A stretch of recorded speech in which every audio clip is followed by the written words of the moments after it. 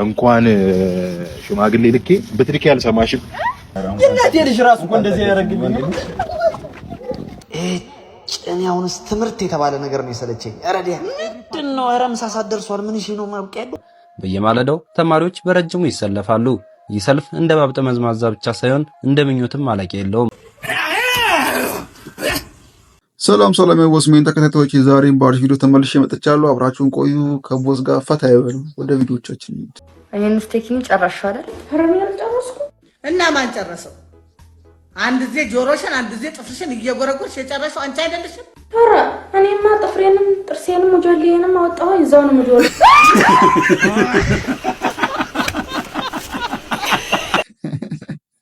ከባድ ነው።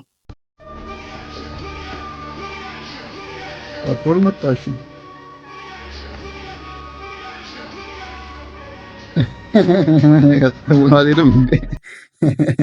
ይሄኔ መቶ ብር ይዤ ቢሆን ኖሮ ጥምጣም ብትይብ ነበር እኮ።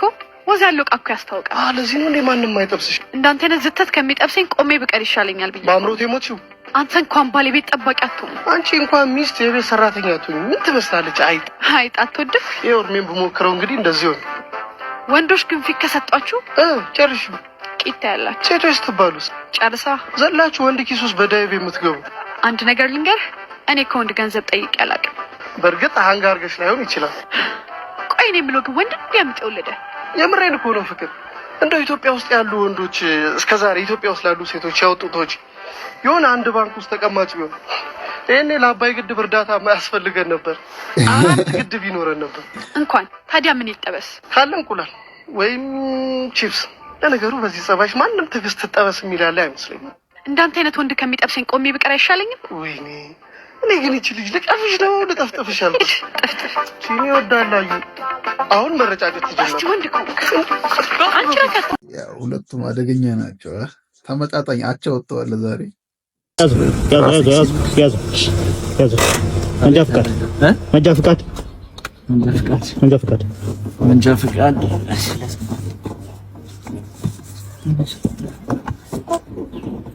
መንጃ ፍቃድ ይሄው አለቀ።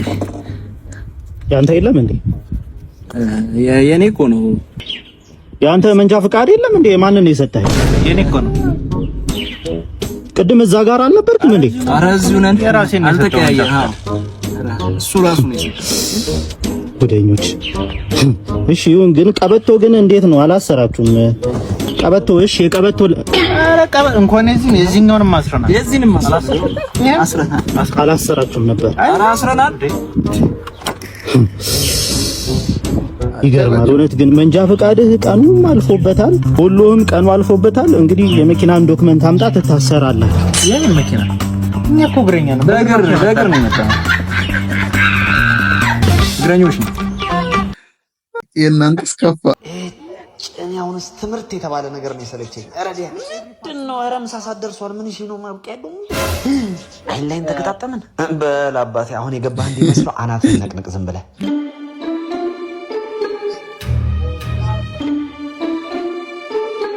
ደስ የሚለው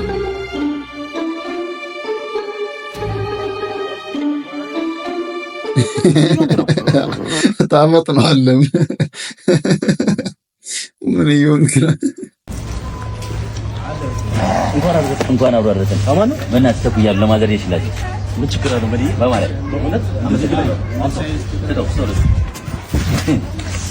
እንጀራ ማለት ያረለ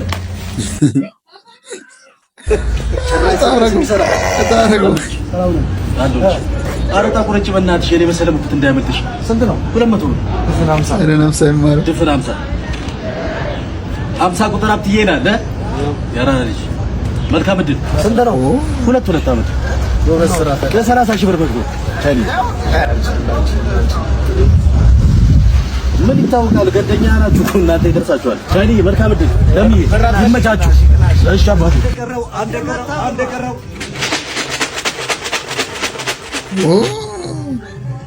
እዚህ ቁጥር አሸናፊ መላኩ በላይ 45 ቁጥር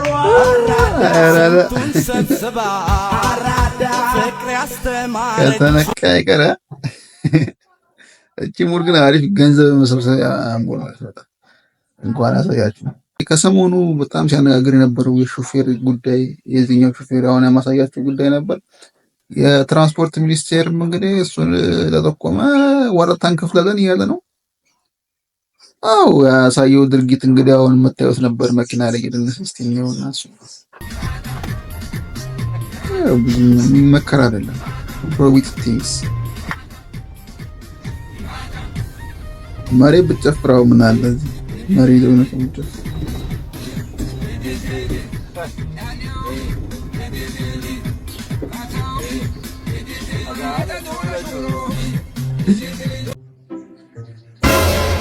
እንዴ ፈቶ ብር ወይኔ እርቦኝ ነበር ሄጄ ልብላበት እንዴ ጠፋ ወይኔ ጫትም እኮ ቅምበት ነበር ወይኔ እንዴ ልበላበት ነው ልቅምበት ነው በልቼ ልቅምበት ነው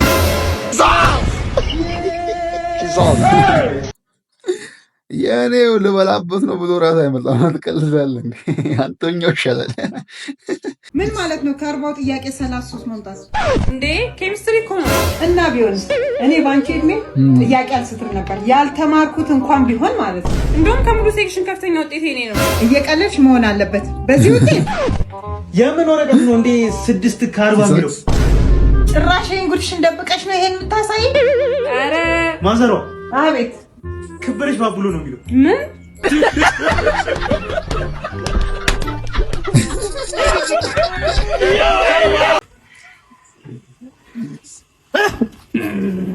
ሳይዶ እንግዲህ የደበደበ ነው እንግዲህ ጎማ ደርድሮ አረተው አይወርቅም ሙለቅ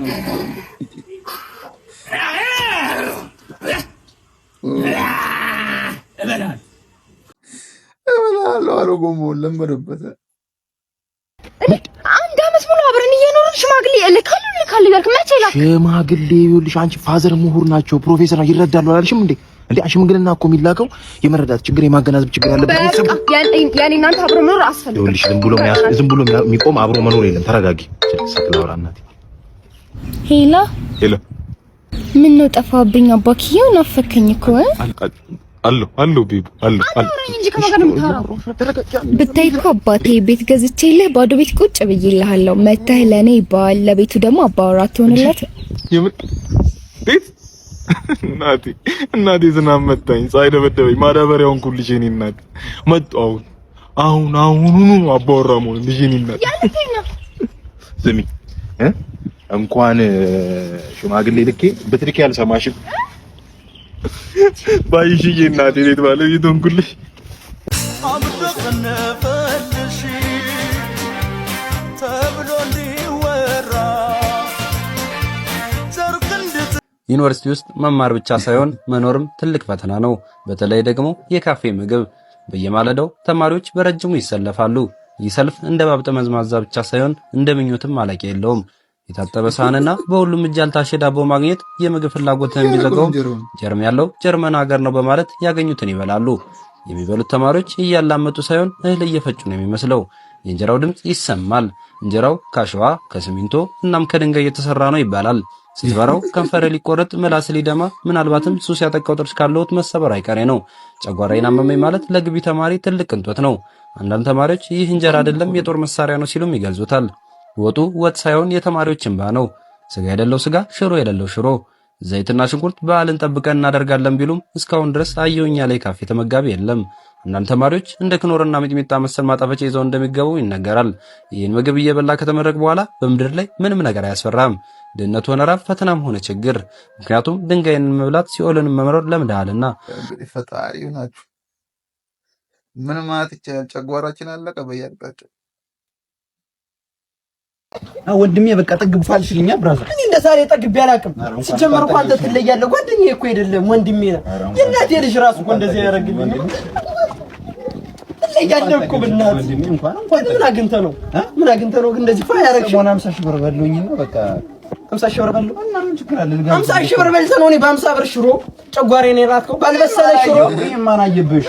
ባለፈው እኔ 5 ሺህ ብር በበለ የለ ለውዝ ባምባሻ በ40 ብር የጋበዝኩ ያልበሰለ በስር በልጠኝ ነው ማን በሰላም ባሻ ደግሞ አብልተ ደግሞ አልተወራ ነው አንተ ስትታይ እኮ ጥሩ ነው የምትመስል ፊትህ ውስጥ ግን በጣም መርዝ ነው ሲው ጥሩ ሰው ነው የምትመስል ሲጀመር አንተ ጥርስን ፈገግ እያልክ መርዝ ያው በስር ብርን ይኸውልህ 10 ብሩን ተቀበልከኛ ኢዲያል እኮ ነው አንተና ጓደኛዬ ሲጀመር አንተ እንደማትጠቅመኝ እኮ ሁሌ እናቴ ትነግረኛለች ሲጀመር አንተ ምንድነው እንደዚህ የምትለው በጣም ብልጥ ሰው ነው አሁን 100 ሺህ ብር ልበላ ነው ሁለት አምባሻ ቀረብ በ80 ብር በለውስ በ10 ብር ተዛዘብ እንደምታዩት የዋህ እንዳይመስላችሁ ይሄ ፍየል ማለት ነው በጣም እዚህ ምድር ላይ ካሉ ተንኮለኛ ፍጥረቶች ውስጥ አንዱ እሱ ሳይሆን አይቀርም ያቺ ምስኪን ናት ያቺ ፍየል በጎች እንደምታዩት በጣም ጨዋዎች ናቸው ይሄ ግን ተንኮለኛ ነው አሁን ተንኮሉን ሲጀምር ታያላችሁ ከደቂቆች በኋላ ማለት ነው ሁሌ ሲለቀቁ ለምደውታል የት መሄድ እንዳለባቸው በግና ፍየሎቹ ያው ወደ ላይ ይወጣሉ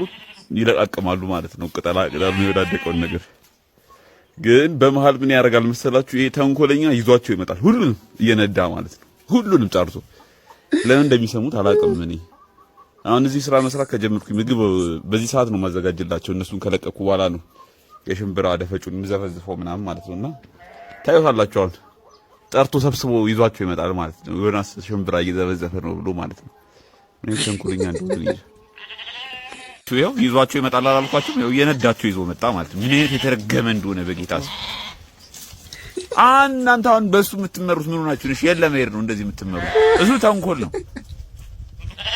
አይነት ፍየል እንደሆነ በቃ እንደዚህ ነው ተንኮል ድንገት ጠርቶ የነዳ ይዟቸው ይመጣል ማለት ነው ያቺ ደግሞ አለች ቆላ እየወጣች መጣ በእርግጠኝነት በፍየልኛ ምግብ ብሎ ነው ያታለለ ይዟቸው ይመጣል አታስቀን የሆነ ሰራ አታስቀን ገደልከን እሱ እስካሁን የነበረን ቆይታ ይህን ምስል ነበር ዘና ፈታ እንዳላችሁ ተስፋ አድርጋለሁ ላይክ ሼር ሰብስክራይብ በማድረግ የቦስ ሜን ቤተሰብ ነው አብራችሁን ስለቆያችሁ በጣም አመሰግናለሁ ባይ